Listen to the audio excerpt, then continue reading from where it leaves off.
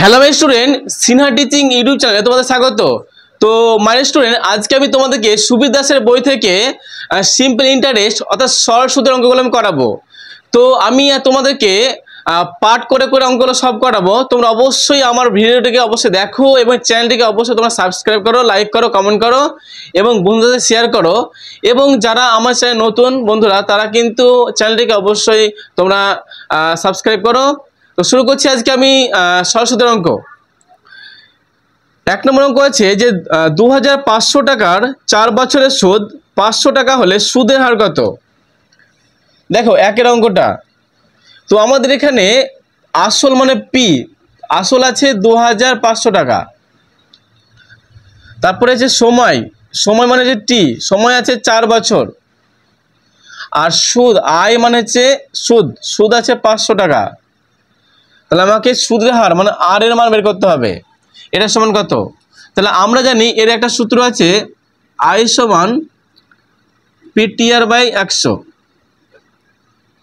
দেখো আমাকে সুদের হার বের করতে বলেছে। সুদের হার বের করতে গেলে কি করবো আমরা?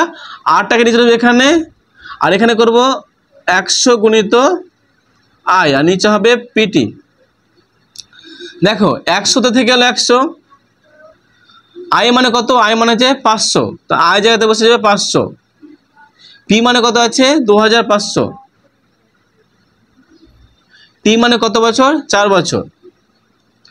দেখো এবার এই দুটো শূন্য কেটে যাচ্ছে, 5 5 25 আর 4, দেখো 4 25 100, আবার 5 5 25 মানে হচ্ছে 5%। তাহলে দেখো আমাদের অপশন হচ্ছে সি হচ্ছে উত্তর, 5%। দেখো এরপর 2 অঙ্কটা, বার্ষিক কত হারে 15,000 টাকার 3 বছরের সুদ 5,400 টাকা হবে? তাহলে আমাদের দেখো একইভাবে করা অঙ্কটা, যেখানে পি মানে আছে, পি এর মান আছে 15,000 টাকা, পি এর মান 15,000 টাকা, সময় আছে 3 বছর, আর সুদ আছে আমাদের কত? 5,400।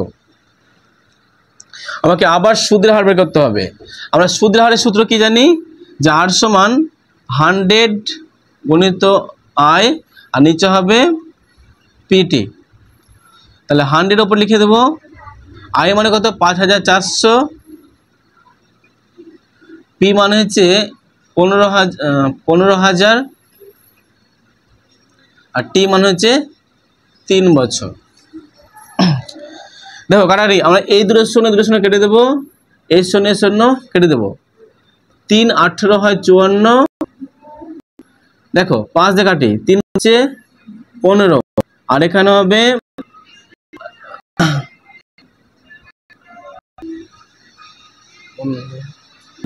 তাহলে 5 দিয়ে কাটি আমরা, 3 5 15 হচ্ছে, আর 5 দুগুণে 10, আবার 3 6 হচ্ছে 18। তাহলে আমাদের হচ্ছে 6 দুগুণে কত? 12। তাহলে 12%। অপশন হচ্ছে ডি এরটা হচ্ছে উত্তর। দেখো এরপরে 3 অঙ্কটা, বার্ষিক কত হার সুদে 2 বছরের আসল ও সুদের অনুপাত 25:4 হবে?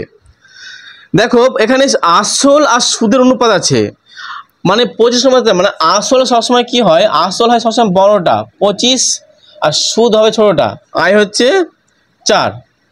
আর আমাদের বছর, বছর মানে টি দেওয়া আছে 4 বছর, সরি 2 বছর।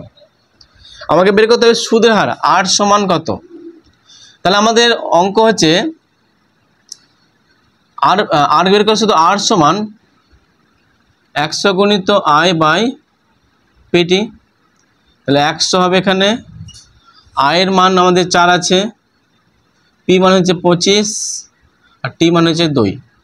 তাহলে 2 দুগুণে 4, আর 4 25 100, 4 দুগুণে 8, উত্তর হচ্ছে 8%।